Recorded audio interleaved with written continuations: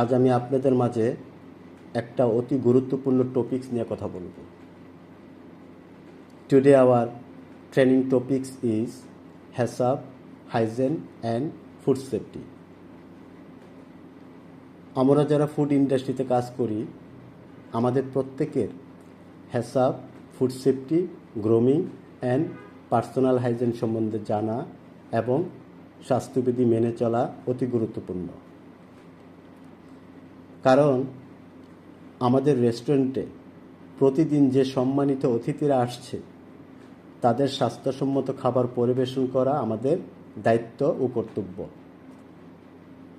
আর স্বাস্থ্য ঝুঁকি নিয়ন্ত্রণ রাখতে হলে আমাদের HACCP সম্বন্ধে জানতে হবে। So what is HACCP? HACCP বলতে আমরা কি বুঝি? What is the meanings of HACCP?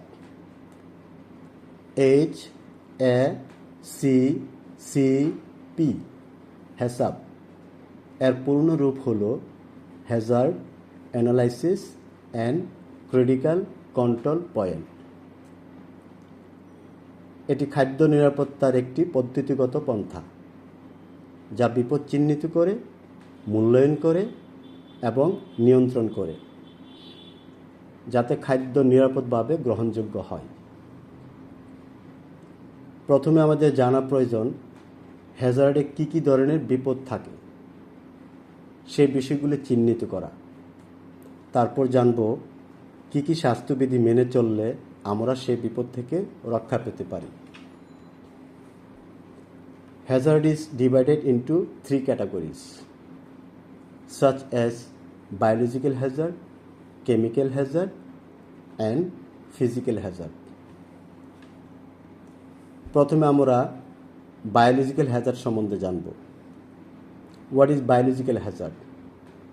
We should know what is biological hazard.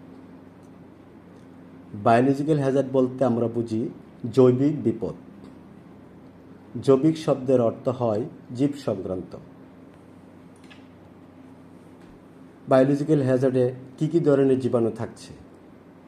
Bacteria, virus, parasites and fungi. Biological hazard উদাহরণগুলির মধ্যে রয়েছে ভাইরাস, ব্যাকটেরিয়া, ছত্রাক এবং পরজীবী,